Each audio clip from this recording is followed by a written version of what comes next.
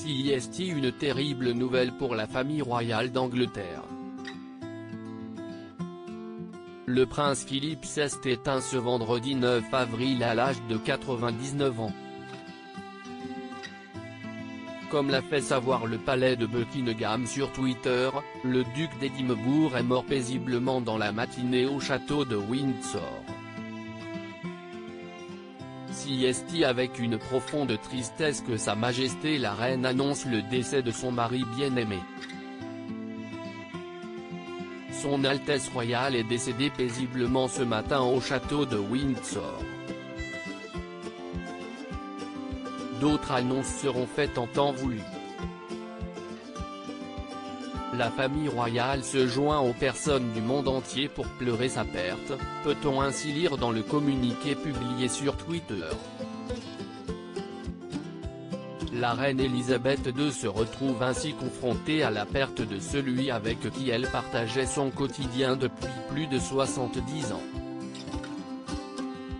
CIST en 1934, que le prince Philippe a croisé sa future femme pour la toute première fois, au mariage de la princesse Marine de Grèce et du Danemark et du prince George, duc de Kent. Lui n'était âgé que de 13 ans et elle de 8 ans. Il faut croire que malgré leur jeune âge, le coup de foudre avait déjà opéré entre les cousins germains.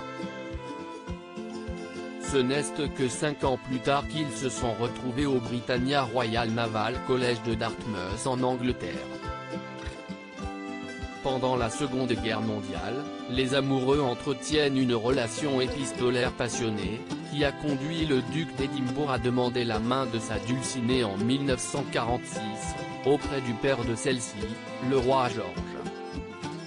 Si ce dernier n'était dans un premier temps pas des plus favorables en raison du jeune âge de sa fille, il a finalement donné son approbation. Ainsi, le 10 juillet 1947, quelques mois après qu'Élisabeth II ait soufflé ses 21 bougies, ses fiançailles avec le prince Philippe ont été officiellement annoncées.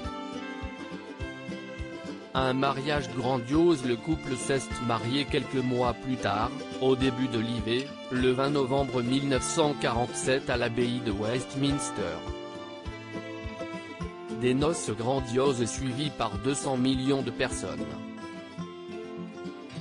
Pour sa belle, le prince Philippe a tout de même dû effectuer quelques sacrifices, comme celui de renoncer à ses titres de prince de Grèce et de Danemark afin d'être naturalisé britannique.